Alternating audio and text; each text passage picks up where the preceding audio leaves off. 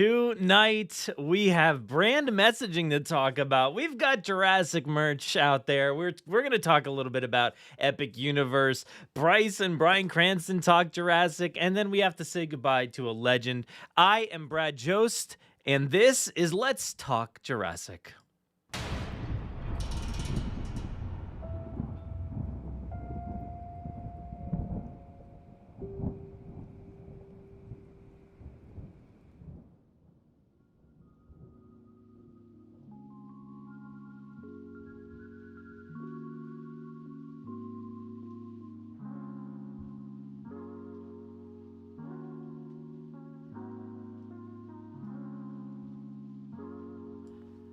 Welcome back, everybody, to another Let's Talk Jurassic. This is your weekly live stream from the Jurassic Park Podcast. Thank you so much to all of our returning viewers out there. Really appreciate you all coming back each and every week. If you're new here, welcome. Glad to have you. This is a channel where we talk all about Jurassic World, Chaos Theory, Jurassic Park Survival, whatever the new movie is, toys, games, everything. And if you're just lurking out there, you know all that. But say hey if you're out there. We'll gladly talk, or just ignore you if you want us to. But let's go ahead and see who's here tonight, because we have a lot to talk about. I want to get into it all.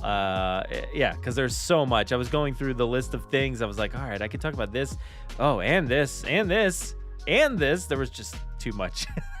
I actually had to stop putting things on the list. So, so let's go to the beginning here. We got Johnny Ray's here. What's up, Johnny Ray's? Good to have you here. Victor Unboxes the World. How you doing, Victor? We got Steven here. How you doing, Steven? Glad to have you back. Jurassic Souls in the house, as always. Hey, how's it going? We've got Nikolai here. How you doing, Nikolai? Spino Rex 123. Glad to have you. Infamous Kitty here. What's going on? Hi. How you doing? We've got Jurassic KM. Oh my God, I can't talk. Checking in from work. Jurassic KM. We've got Dodgson. Another Wednesday night. Another Wednesday live stream. Yep, that's how it is here. We're here. We're back. We got Skylar here. Howdy. How you doing? Glad to have you. We've got Muzzamill in the house. How you doing, Muzzamill? Glad to see you here. And Steve's here. Whoa, you made it. This is the very beginning. Somehow you've made it to the very beginning of the live stream. I appreciate that. And of course, we've got also a super chat here. So a huge thank you to Jurassic Souls. No question, Jurassic Souls. What's up? You don't know what to talk about tonight? You don't have any questions for me that I haven't answered? I have talked so many hours about so many things. Yeah, and I said that I made a joke about that this week to a few friends, and I'm just like, yeah, I've just talked so much.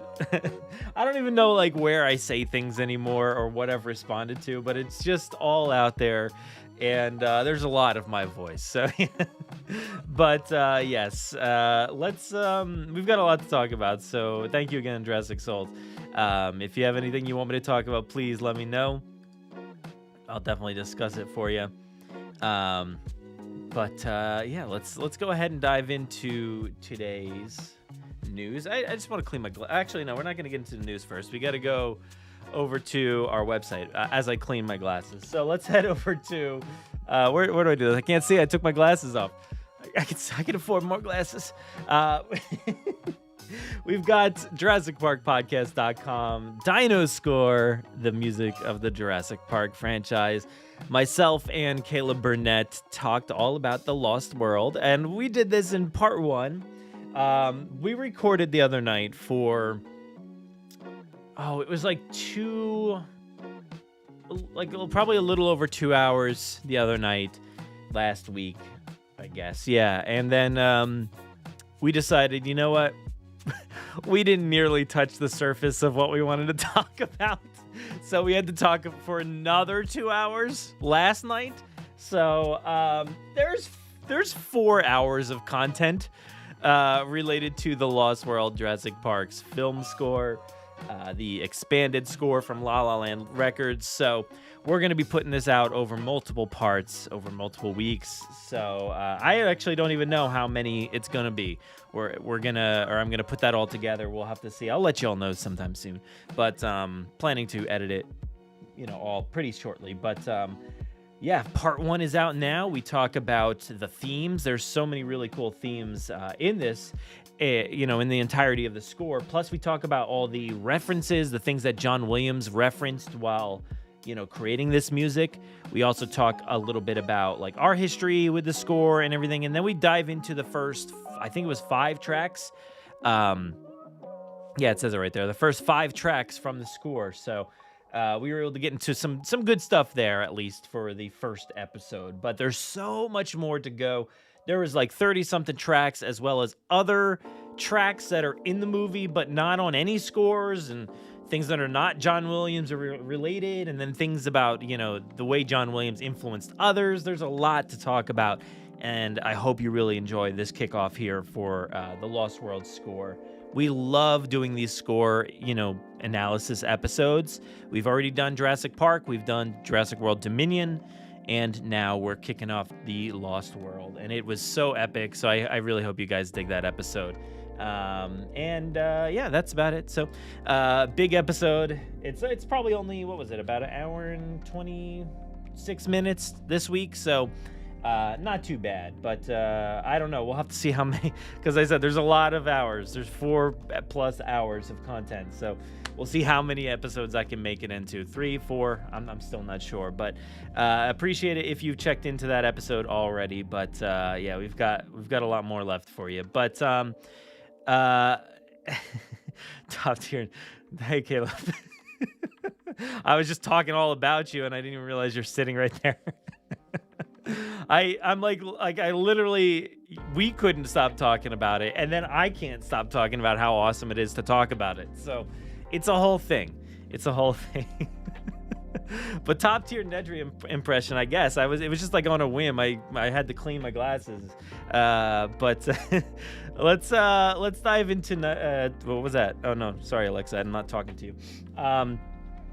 Let's dive into the first bit of news here, and this is a unfortunate piece of news here, but Mike Trisk, I'm assuming that's how you say his name. I've never honestly known, and I apologize for that, but a sculptor on Jurassic Park, somebody who really did a lot of work creating iconic imagery that we know and love from Jurassic Park, has passed away.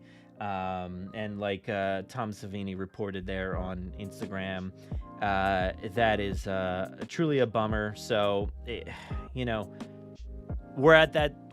I feel like Indiana Jones said it, and I'm going to misremember the quote, but like he said something about like we're at that point in our lives where life stops giving to us and starts taking things. So that's what it feels like when we start losing, people from the Jurassic movies, and it's not the first time. Obviously, we've lost a lot of people over the years, but Mike created, probably the most influential, part of the sculpting and the creating of one of the most influential things out of the entirety of the Jurassic franchise. So it's pretty incredible, but yeah, we're gonna miss Mike there, and all the incredible work that Mike has put out there in the world. There's great articles and stuff all over the web if you want to check out more from Mike. And this is from Stan Winston's website. I was reading a great article about Mike's work earlier today, and I was getting a kick out of the article. They kept saying Stanley Winston, and I was just laughing every time because like I don't think I've ever heard anybody mention him as Stanley Winston, and it's it's just funny to me. But yeah, so I had to get a laugh out of the situation when I was kind of bummed out about the news. So we're gonna miss you, Mike, but thank you for all of your work, and yeah, it's gonna live on, and your memory and your work will live on for forever, because it's something like this that you see right here. History in the making, and something truly iconic that has informed a lot of our lives, right? So Thank you. But yeah, so that's a sad way to get things kicked off, unfortunately. But let's keep it moving. We paid our respects to Mike. We love you. We miss you. But we've got more to talk about. So let's move into some Jurassic merch. And I wanted to point out these. I spotted these today from the Noble collection. I actually never noticed. I don't know if I've seen all of these things, but specifically I saw these plushies being like shown off today, and I was like, oh, those are super cute. I know we get different kind of plushes like this. These are much more expensive, $29.99. But we get kind of plushies like this in Target and whatnot, and maybe in Walmart. I forget if they're in Walmart or not. Oh yeah, there it is, Caleb. That's exactly what I was saying. We seem to have reached the age where life stops giving us things and starts taking them away. First Marcus, then Dad. I should put my Indiana Jones hat forward for that. Yeah. So anyway, I like these things. I think they're super cool looking. They're cute. They're a little, like I said, a little expensive, but I guess like when you're buying premium plush, they tend to be kind of expensive anyway. So I love this little snarl face on this guy, like those grouchy looking eyebrows, and the coloring's cool. I dig this. This is awesome. I've just never seen these before. So if you've seen them, go ahead, shout it out. I'm just unaware. I just thought they were super cute and wanted to point them out. That T-Rex. And I like that it's got these like nicer like claws and things on there.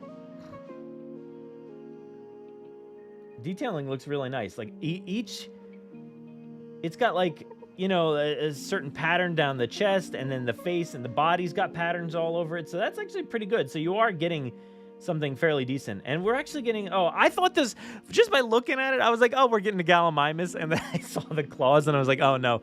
I was like, that's interesting. We're getting a Gallimimus. And no, it's a Velociraptor, but very cool. I dig it. I think it's super cute. I think it's super cute. Yeah, but just wanted to show those off. I'm going to breeze through, a lot of things here because we do have a lot to talk about. Let's see. Let's go here. We're going to go over to Collect Jurassic's Instagram and talk about a few pieces here. So Collect Jurassic was showing off some of the upcoming slate here. We've got Spinosaurus back in the mix for 2024. Epic Attack. All those names just kind of blend together for me. We got a Spinosaurus. And again, whenever I see these titles, and of course none of this ever means anything, but I always wonder, like, what does it mean for the future of the movies or TV or whatever? So anytime I see a Spinosaurus being created, it always, like, hypes me up, and I'm like, okay, what's it doing? Are we getting a Spinosaurus in some way? I just want a Spinosaurus more than we've ever had it. So, and I think as the years go on, I'm just gonna want the Spinosaurus more and more. We did get, a tease of it, or not a tease of it. We did get a decent amount in Camp Cretaceous, but it's not enough. I need more. So, Spinosaurus coming on the way. All Out Attack Tyrannosaurus Rex. Okay. And then this one, Battle Roar. Beckel Spinax. Why is that the name?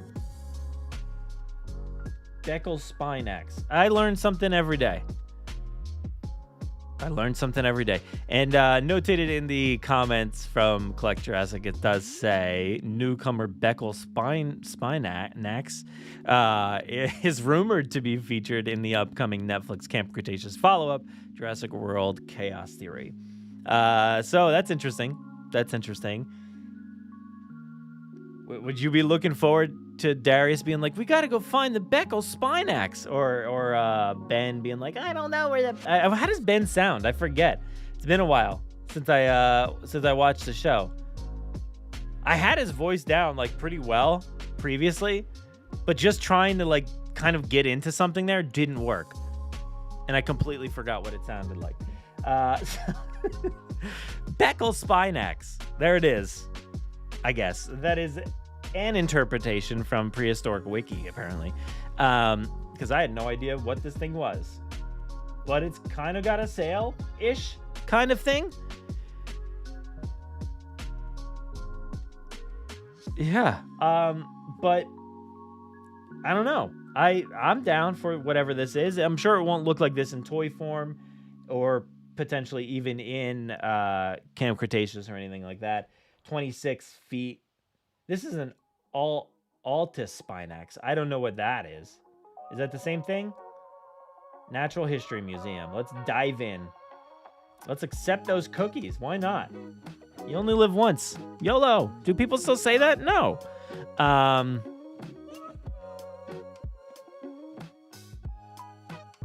not getting anything from this. It's almost like I can't even read.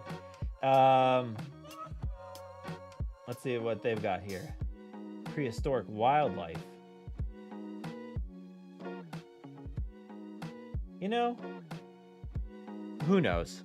It's a dinosaur, and it could be maybe potentially in Camp Cretaceous or whatever the Jurassic World Chaos Theory series. But I don't know. Beckel Spinax. Y'all down with that? Let's go. And then we also wanted to talk about the Hammond collection with Claire Deering on the way. That's exciting, right? That's super exciting. So Claire Deering, what does Claire have more than one outfit? I forget. Yeah, she does. But it's probably just like the main Fallen Kingdom because it does have the Fallen Kingdom logo here. So, what are you trying to tell us, Collect Jurassic? That we're not gonna get the Jurassic World version? Disappointing. So, obviously we've been saying it for a long time here on the show that would be just one of the most iconic pieces to release, especially for the 10th anniversary, which, we do have coming up next year. So, if you're going to make it, I'm okay with it coming out next year, even though we just got Owen from Jurassic World. So it's kind of weird that, you would release Owen right now. It's on the shelves right now. And then Claire Deering would come later, unless you're going to push for Claire Deering with, the white outfit and, some sort of setting, like those pedestal stands that they tend to create with the different scenery and things like that. Like, that would be really cool if we're going to go, what is it usually, like July 2025, August, something like that for San Diego Comic-Con. We get a Claire Deering Comic-Con release with a cool stand or whatever like that. Sure, that would be great. I'd be down for that. I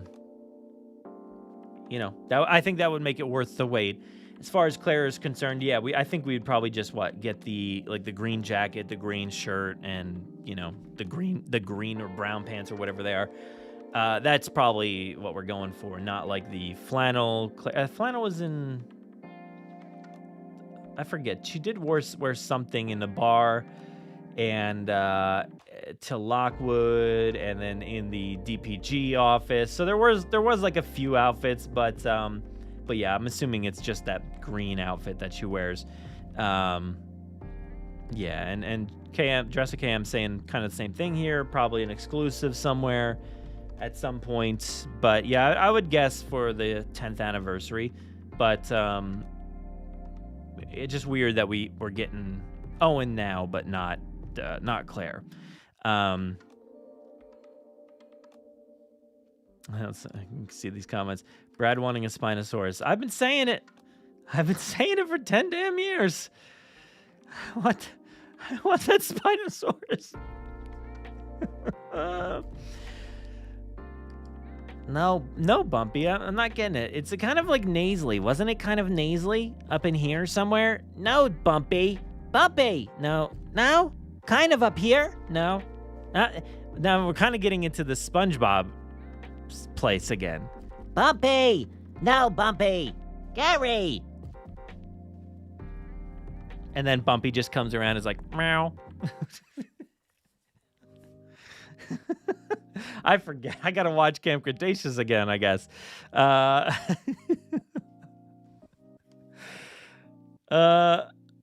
You wouldn't mind a control room collection. Yeah, absolutely. I think that would be really cool. Seeing like that control room background, like with the screen or something like that, and you hit the buttons and you're getting Claire saying like, I don't know, like, what does she say? I can't remember. I can't remember what Ben sounds like. I can't remember a single line from Jurassic World. My brain's falling apart here, live in person. Everyone remain calm. Isn't that one of the things? SpongeBob is canon here. SpongeBob impression unlocked. Oh, trust me, it's been unlocked for a long time. I just kept it hidden. Yeah,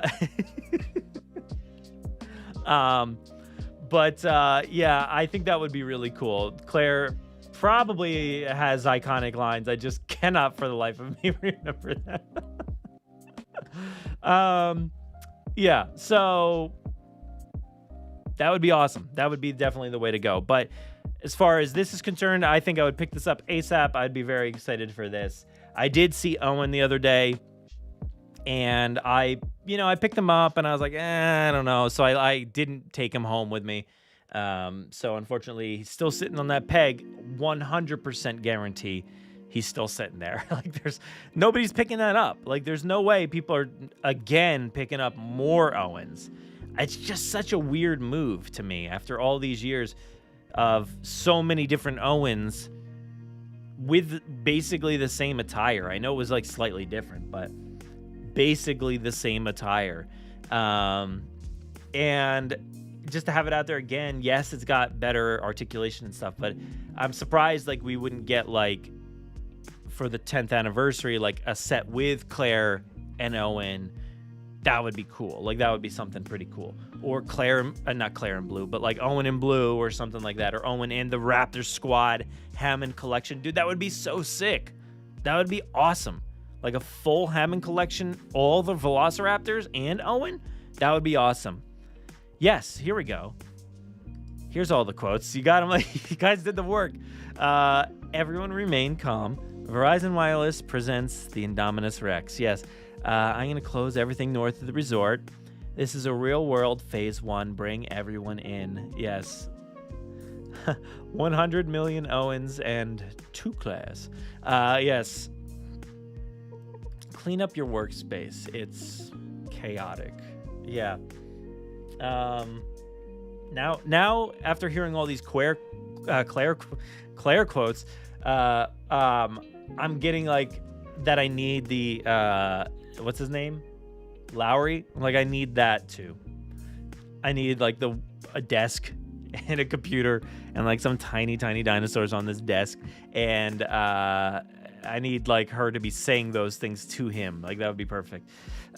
Claire with is Vivian, right? And Lowry, that would be good. Yeah, run. Let's just run. That's it. Doesn't matter where it takes place, just run. Well, oh my God, of course, that quote. Duh. Welcome to Jurassic World. Perfect, yes. And the whole, like, Hal, Jim, Erica, and I am Claire, or something, right? Isn't that what she says? What? No, can we please forget about the amount of times what is said in Jurassic World Dominion? That is my biggest complaint with Jurassic World Dominion, is the fact that too many people just go, what? What? It's like what's his name? I make too many references and my brain does not work this fast anymore. Like, what's his name? Mark Wahlberg in The Happening. Yeah, so anyway, we lost the thread. He does he's like, what? What do you mean? These plants? Anyway.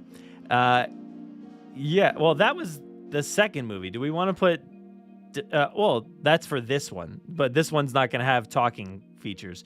But doesn't she say that on the beach? What's the drinking game?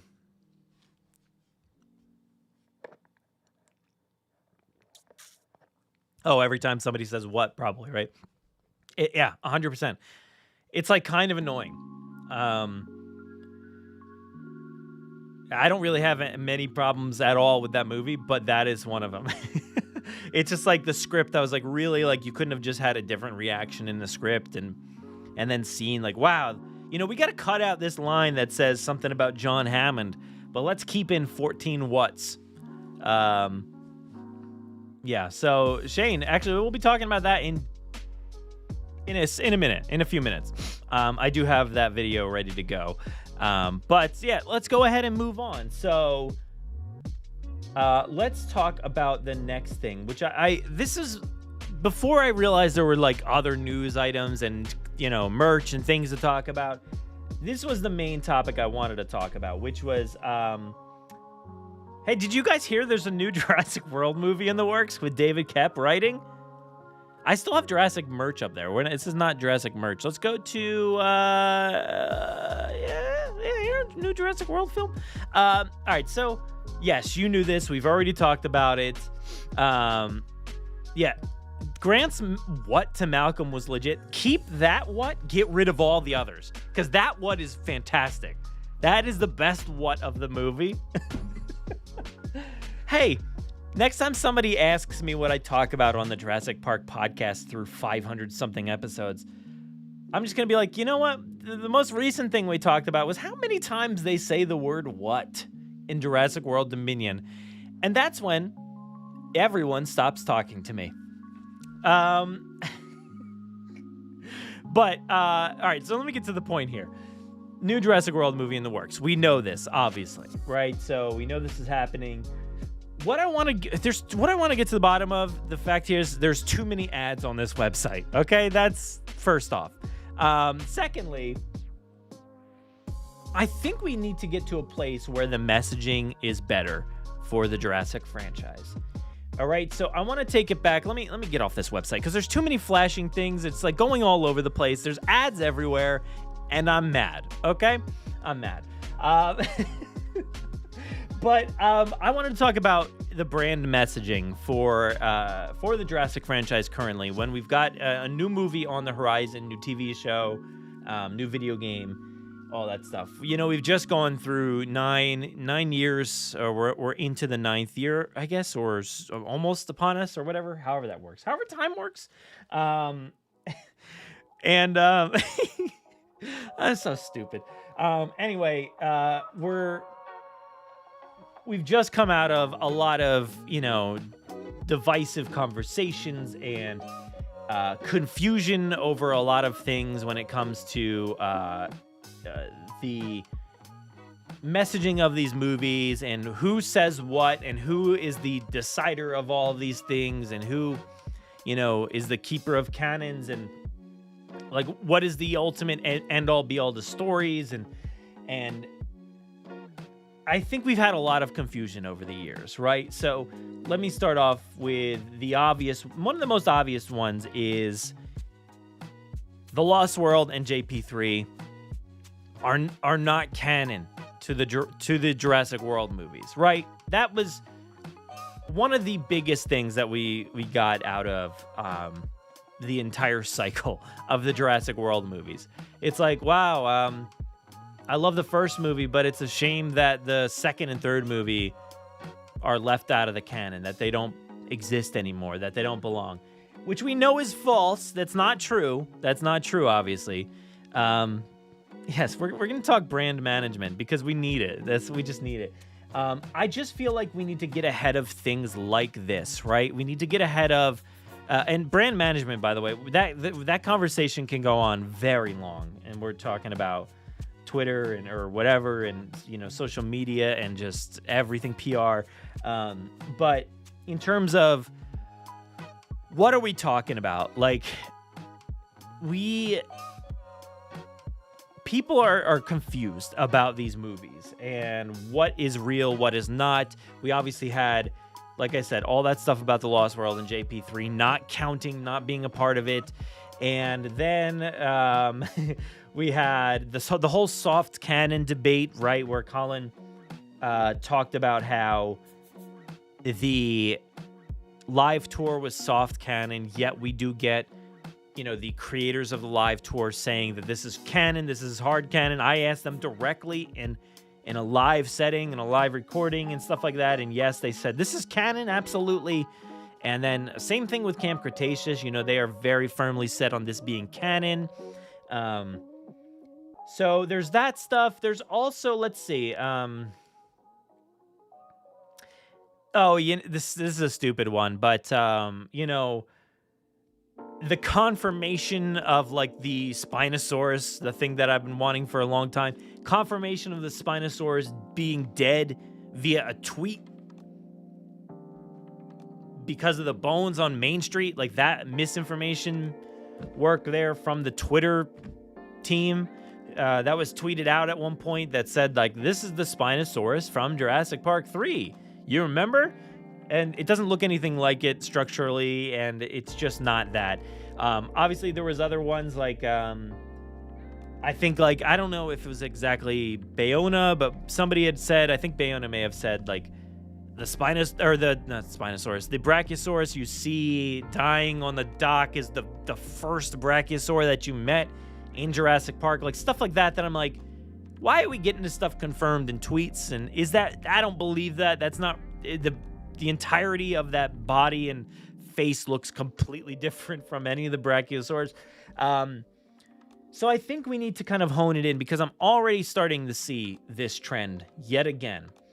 Going back to, the news about the films, right? So the new film coming, new film in the works.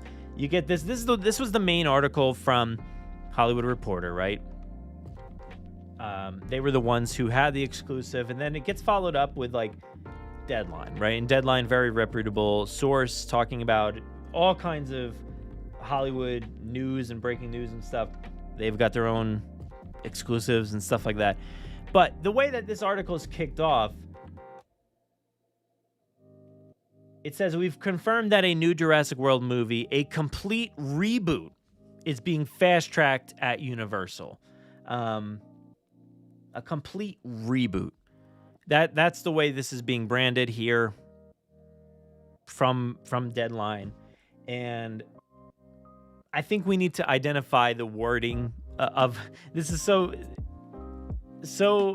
I just feel like this is super, like, nerdy conversation to be having, but, like, I just feel like we need to identify the management of this brand a little bit better by, at least telling everybody what is going on with certain aspects of things, and making sure that everybody is on the same page when it comes to discussing what this franchise is building. What are we doing? Does this or that count? When we start talking about chaos theory, like, we need to know, like, are they thinking, is the chaos theory people thinking on the same terms as the film people? Like, are they butting heads as far as what is canon and what is not? Is there going to be issues with the canon and stuff like that? So I just feel like complete reboot is something that is maybe a tad misleading. Because we didn't really get that kind of conversation in the original article. They did say stuff like the new era. It's going to be a new era, which we got a long time ago from Frank Marshall himself, saying that Jurassic World Dominion is kicking off a new era of Jurassic. And the way I see that is, it's like the new era of Jurassic is that dinosaurs are in our world now officially.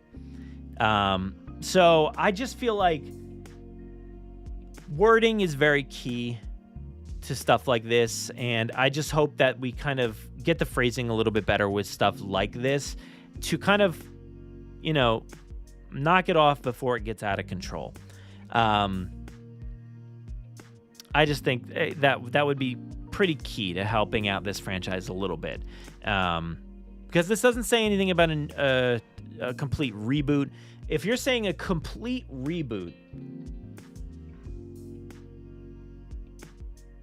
it's hard. Like, to me, that sounds like, I guess, that we're starting over fresh, right?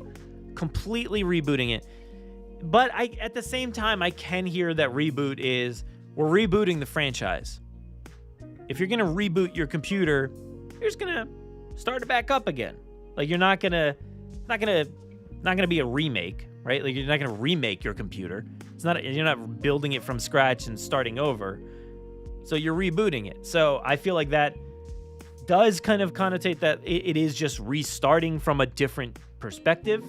But when you say complete reboot, and I think the way that they're saying that in this Deadline article, to me, just feels like, they do say a fresh take on the Jurassic era, not returning cast members, but I just feel like the connotation that they're kind of trying to elicit here from the article, and obviously part of it is probably, is it in the headline? No, it's not. It just says a new movie era or whatever. So, but I feel like they're trying to, a requel. I've heard requel as well, like a reboot quel. But yeah, the word is just like sequel too. Like these are just sequels. Like, especially this is not a reboot of any sort, as far as I can tell. Because it just ended 2 years ago. Is that when it was? Yes. Not fully, but that to me is not like, that's just like a sequel. We're just continuing the story from a different perspective. I don't need the word reboot in there at all, right? I don't feel like you need that at all as part of this new era. I think a new era works fine. So that phrasing is good. But I feel like that needs to be pushed to everybody to say, this is not a reboot. I feel like we really need to analyze reboot. Like we really need to get to the bottom of that. Reboot, I think I can get the connotation that like we're just kind of kicking it off. And after, 14 years or whatever for Jurassic World to reboot, that makes sense to me, saying like we're rebooting the franchise because it was dead for 15 years or whatever it was, 14 years. That was dead. So you got to reboot it. You got to like kick it back into gear and say like, all right, we're going to do this whole new way. It's still continuing thing. It's still that requel kind of idea, the sequel idea, but a legacy sequel, stuff, whatever word you want to use, I guess. But I feel like they just need to kind of make sure that we're not getting out of control with things like complete reboot and just say like this is, redoing everything that you've kind of, because I feel like we're going down that route again of, well, guys, guess what? Jurassic World Fallen Kingdom, Jurassic World Dominion don't count anymore. And we're moving forward, because, and this is not me talking, but people would say, those movies were so terrible that, of course, they don't care. They're kicking them to the curb. This is a complete reboot. That kind of stuff happens, and probably clipping that and putting that on me now. But that's not what this is, right? I don't feel like we should be taking this new movie in that direction, right? We shouldn't be at least talking about it in that way, because I don't want the conversation to kind of delve into those last three movies. They don't count anymore? Is that we're doing something else? So I hope we kind of move on from that and we get at least whenever they officially announce this movie, because yes, we've gotten word, but this is not an official announcement of any sort. I hope when they do eventually do that, they kind of hone in their wording and their motives and just their entire idea and say, look, this is what we're doing. Okay, we are not starting fresh. We're taking a left turn or taking a right turn, whatever direction you want to go. Because if the main timeline is going straight down that road, this story, it's going left. We're going over here because there's plenty of stories on the left and the right. Because I feel like that's what we're working with here. Whatever this new movie is, if they end up making more, and it's like a nice little family tree for the Jurassic story. But I just want them to kind of hone that in. Hopefully we get that wording kind of ironed out a little bit, and it makes it a little more clear as far as what are we getting, because I hope we don't spiral out of control again like we did with the Jurassic World series, saying that the Lost World doesn't count anymore. It's they've forgotten about it, and they didn't really help themselves in the films all that much by barely mentioning mentioning anything about any of them. So hopefully we can kind of figure that out right away and, work from there. So I don't know what you all been saying. I've been kind of just going on my own rant there for a little bit, but let's see what's going on here.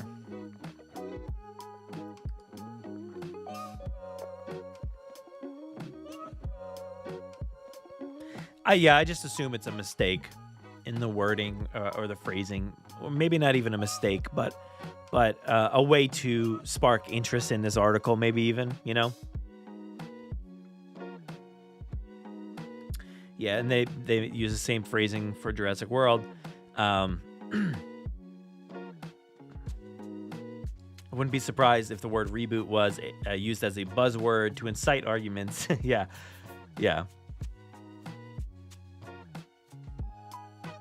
Just feels like a continuation. I would describe Jurassic World as a reboot more than this new film. Yeah, definitely, because like that rebooted. Well, and I guess I could say that, but it rebooted. I just think it restarted the franchise. Maybe even reboot doesn't necessarily work there. I don't even know. We need to get to the bottom of this word exactly and how it applies to film. But as far as I'm concerned, soft canon is definitely not a word.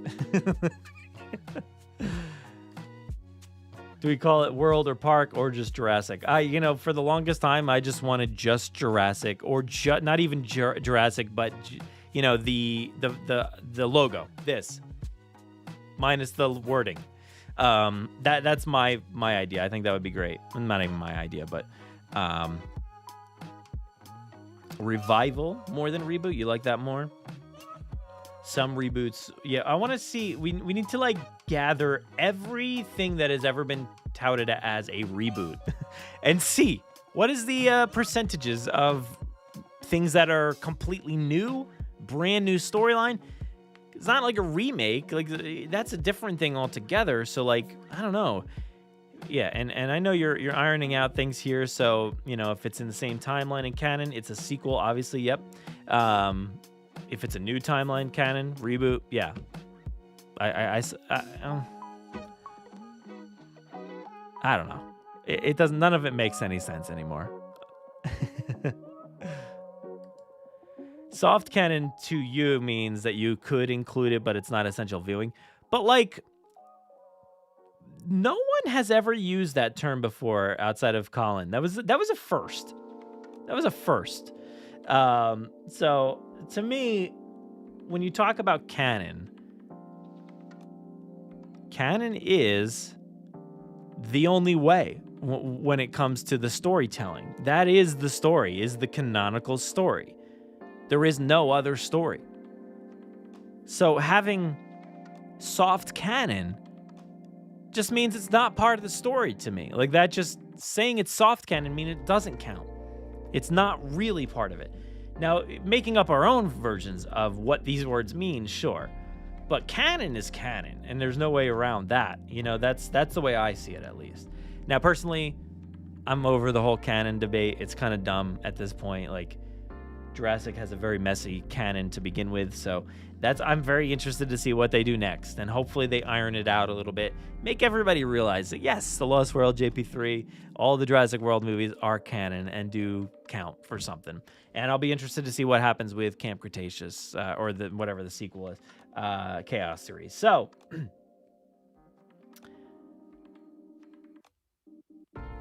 I don't really know what to, we've wasted so much time already, so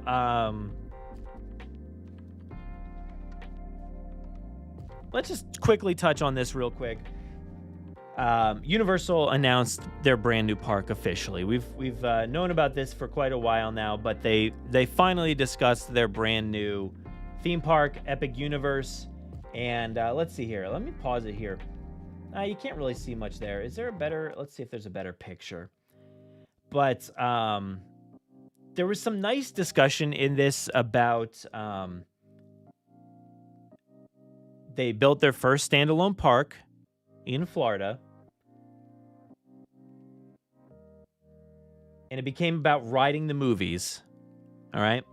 Let's see if I can get the audio in here. And that was an invention of Steven Spielberg.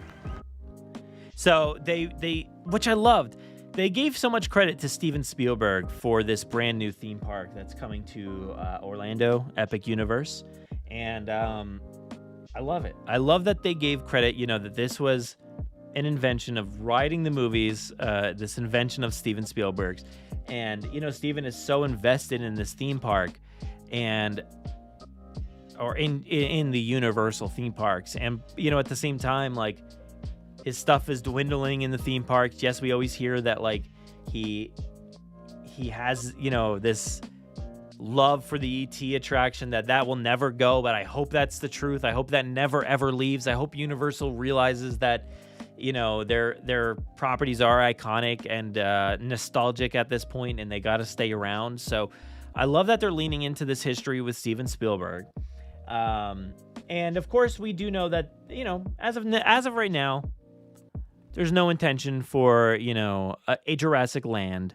There's a lot of Jurassic shots in this Environments and do in this teaser for the new park. They do show a lot of the give gates. us more of your great storytelling. Velocicoaster back there. So there's a lot of moments with Jurassic in this teaser. Oh, let's go here, maybe.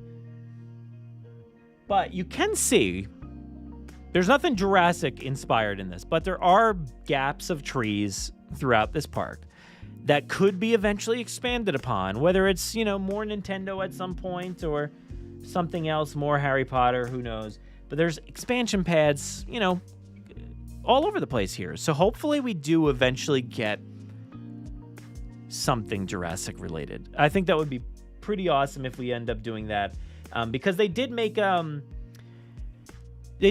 commentary about the Harry Potter stuff being in this park and it being a trilogy of stories.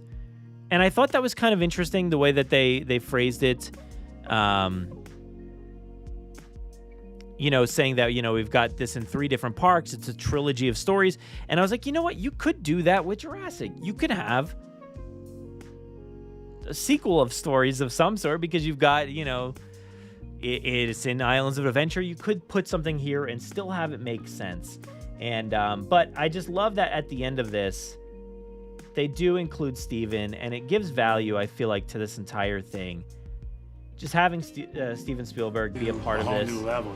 Epic Universe is built on an amazing concept.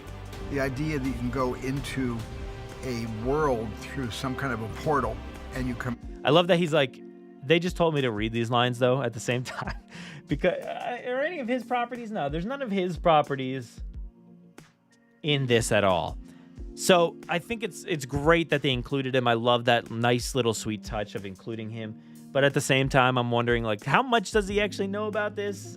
Or maybe they brought him in here for the future. Maybe they're like, Steven, we want you to come in here. And he's like, how do we get Jurassic in there? That would be my hope. That he did these interviews and wondered. Could dream of, you could experience it. No, we've. So I just wanted to touch on this really quick because, yes, there's no Jurassic included into this park, but I am so excited for this park, and I can't wait for the future. And I'm so excited to have seen Steven Spielberg in this. It just made me very hopeful for the future. One day, maybe we'll get some more Jurassic in Orlando. But the last thing I wanted to talk about here is this interview here. I gotta change over my. Oh no, I guess we don't have to change it over. This is a new Jurassic World film conversation. 2 things, obviously, I've loved you both in. Obviously, Jurassic Park, and You're On is one of my favourite series.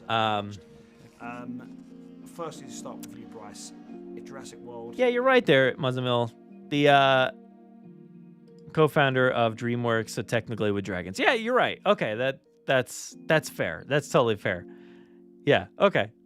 That works. All right, there's talk of a new movie. Are you coming back? Oh, I mean, I think, to be totally honest, what I hope for is, there's Jurassic Park, and then Jurassic World was basically Jurassic Park 4, 5, and 6. Well, I want to pause here because, like, this was a question I put out there, like, a few weeks ago. I said, like, why is nobody asking her about Jurassic? Like, what is going on? Like, we've we got to be talking about this with Bryce. Like, she's out there. Like, talk to her about this with this new press tour for Argyle. So finally, we get her talking about Jurassic. So thank you to Extra for actually like bringing Jurassic up and talking about that with her, because I've been wondering, what is she thinking about this news? Did she know about this prior? I wonder, and have there been conversations or anything like that with her? But that they continue on with this story, with the conceit that Michael Crichton created, and invite new cast members and new storytellers to be a part of it, because it's a big sci-fi idea, and it doesn't need to just be seen through the eyes of specific characters. I mean, of course, I would love. I love that. I love that take. That, and we've been saying that obviously for a long time, but like it doesn't need to be seen through the eyes of just the main people. And I've loved that. I love that Jurassic does that from time to time. Like, but we do always have like the Grant and the Malcolm and stuff like that, throughout a lot of these movies. But I do love that they introduce so many new characters, but to have a new movie where they just rely on new, fresh set of characters is so exciting to me. And I'm right there with her when saying, like, we don't need to have any of the previous characters. And I think that thought process that we've had over the past, however many years, honestly, since Jurassic Park 3, that mentality in the back of our heads to say, like, I can't wait for Malcolm and Ellie and Grant to come back. I'm so excited for whenever that does happen. Because, like, as soon as Jurassic World started, we're all like, oh, man, like, but what if there's, like, a nice little cameo in that movie? And then we did get it. We got his face on a book, Malcolm's face. And then we did get him in Fallen Kingdom. And then they all obviously showed up in Dominion. So I hope that's kind of out of our system at this point, because it's kind of a tired conversation. If it ends up that way and somebody eventually does come back and whatever story they've produced ends up pointing in that direction, I think that would be great. But we don't need to go that route ever, right? We don't have to rely on the eyes of Grant to tell a story, or Ellie, or whoever, And even if you want to, you could talk about some of those other characters that we haven't experienced in a long time. We could dive into some of those if possible, but I don't think, if we're going to talk about a new story and a complete reboot of the franchise, we can see the story through different lenses. And I think that's what's most exciting about, what she's talking about here. So you would go back. You're not saying you want to move on from it. Yeah, no, I mean, I absolutely would, but I also, like, I yearn for the franchise to expand and yes, and to see Bryce. New generations of actors be a part of that story. Or maybe even someone of an older generation, an actor. So I just, I've been saying for a while now that I want Bryce to, I don't know, not necessarily take over the mantle as far as, the keeper of canon or whatever, but I think she would be a great director for Jurassic if she wanted to come back for whatever the next movie is or anything else after that. I really want Bryce to be there in some way, because we've seen her be such an incredible director throughout the Star Wars content, and I think Bryce would be a really great person to have in this franchise to continue forward. And I think just that little tiny quote there of her just being like, she wants to see this world expand and have new characters and new faces. Like, I feel some real enthusiasm and like excitement through her for the franchise. And I think that's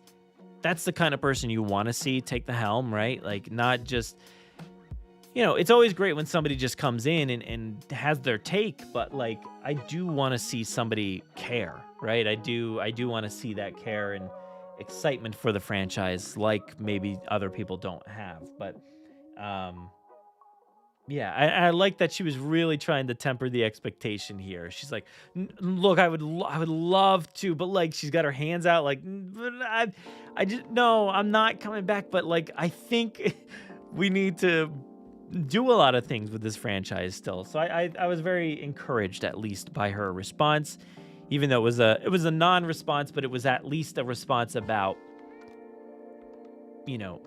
hope for the future, I guess, of this franchise. And then we get Brian cutting in, and saying, yes, I would like to be a part of this. Exactly. Would you like to be part of Jurassic World? Love to be a part of it. Love to be a part of it. I love those movies. I love it. Who knew that? Did you guys know that Bryan Cranston I love those movies. I would love to be a part of them. I did not. I don't think, he could be just saying this for the interview, but heck, if he loves these movies, absolutely bring Bryan Cranston in here. I would love that. I mean, I know, Bryan Cranston took his turn in the Godzilla franchise and kicking it off with 2014's Godzilla, which, not everybody really loved that movie and didn't really care for the human side of the story, with him included. I loved it. I thought he did great in that movie. I loved that human story, that family story.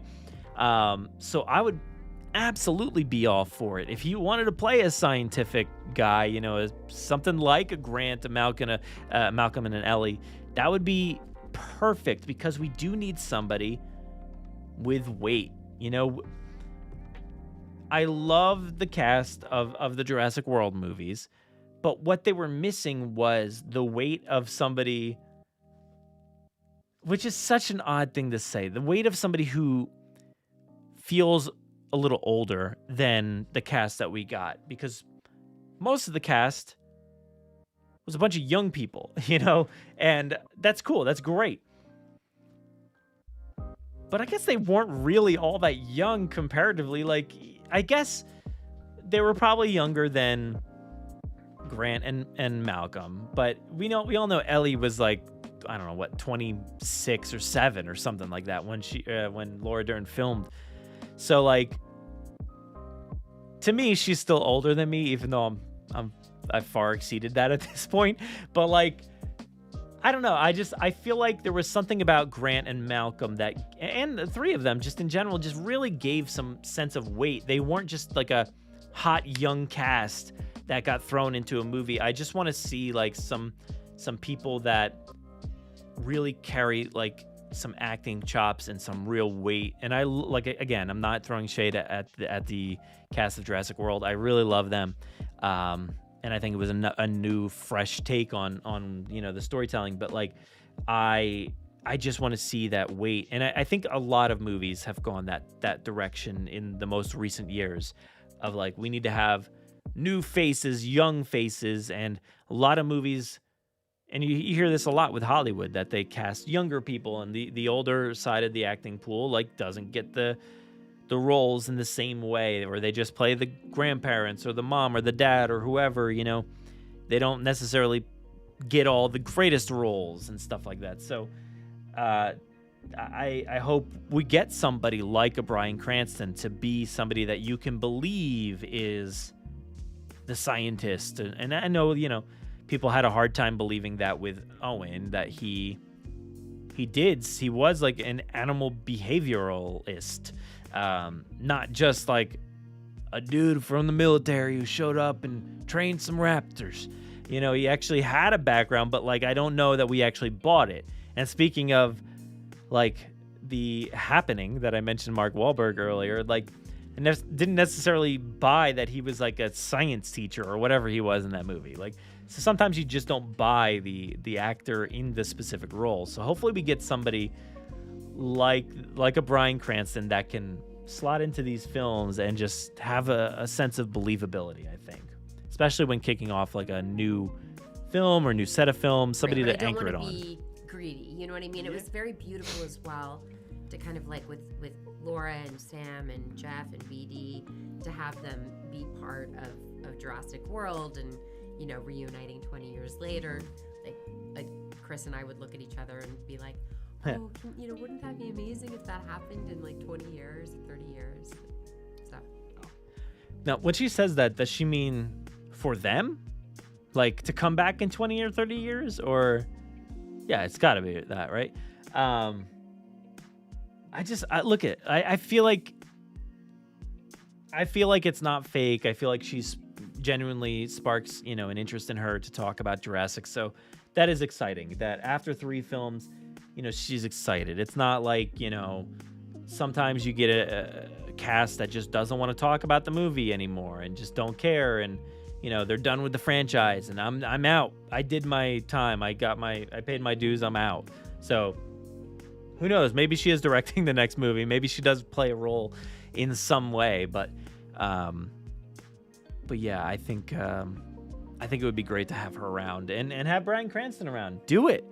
I hope after this interview that he's like, hey Bryce, you think you could put me in touch with some of those people over at Universal? And I don't know what film studio this movie was, but I think that would be cool. If did I unlock Bryan Cranston? I haven't seen any talk about that, but I feel like I'm getting there. I never tried it at Bryan Cranston impersonation, but it's getting there. I'm gonna have to work on it. Hopefully I have to work on it. That would be pretty great. That would be pretty great if I had to work on it. But I think that's probably about it, right? Brian, Sam said that you did a pantomime. No, he did a pantomime. Yeah, that was the end. So that's it. That is the end. So I had the audio playing through there, so I think you guys heard it. I hope. Hopefully I wasn't just playing that for no reason. I never know with the audio if things are going to be muted or not or work, and Caleb can attest to that. We just went through that as well. So full-length Battle at Big Rock style movie would, yes, absolutely, like something like that would 100% be awesome. Bryan Cranston can play Paul Kirby's brother. Yeah. And he's secretly training Spinos in Oklahoma. Oh, gosh. No, I could definitely see Brian being somebody who, is out there. Like, like I said that before, that we don't necessarily have to bring in other characters.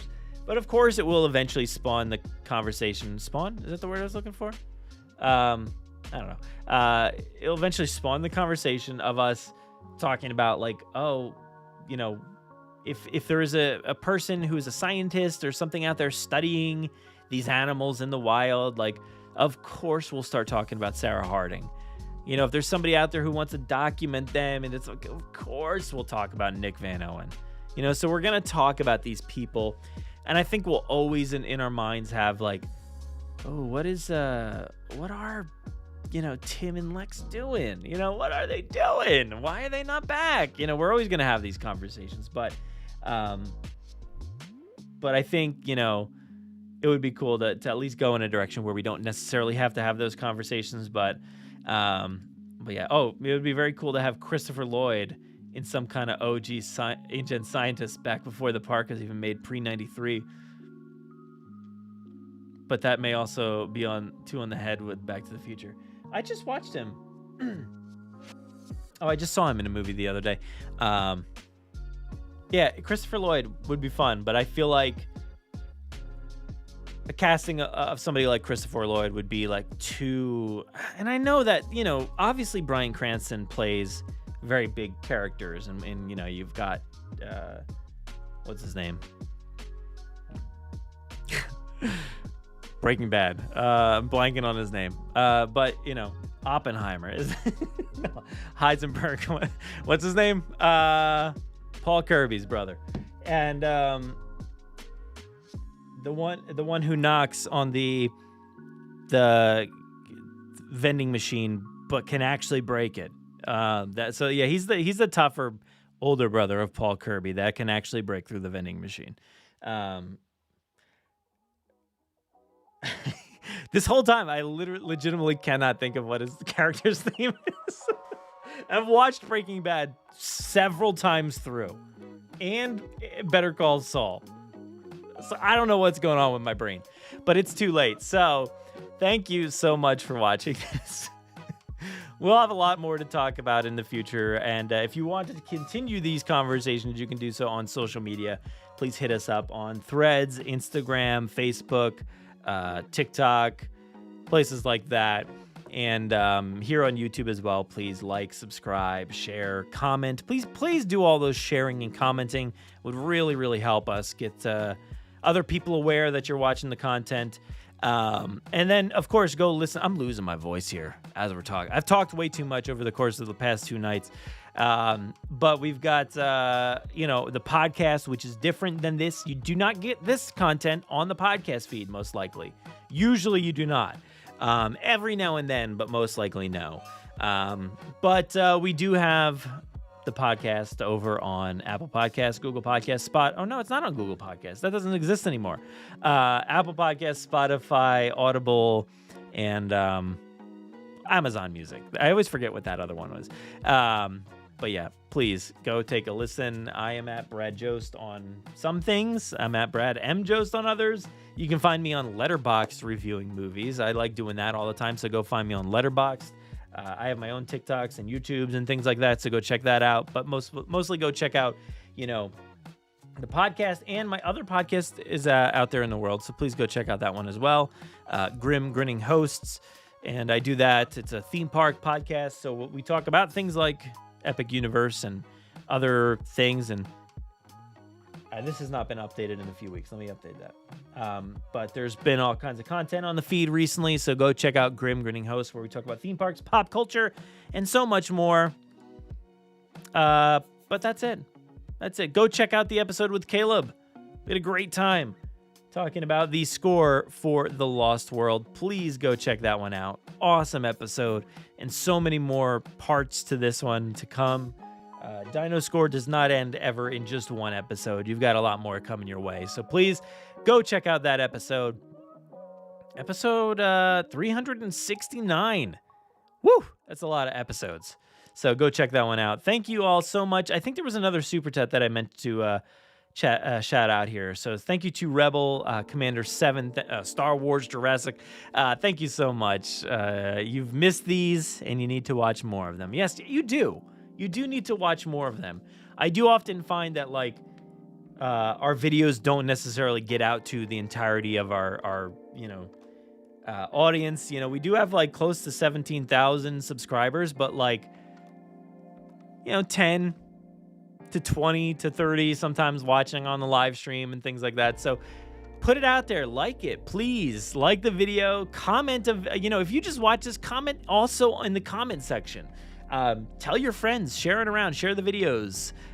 Do what you got to do, because we got a lot of fun content here. Let us know what you like, what you don't like, and we'll try to, hone it in and get some things out there that you all appreciate. But thank you so much for watching this and being a part of these live streams each and every week. I'll see you all later. Good night, everybody.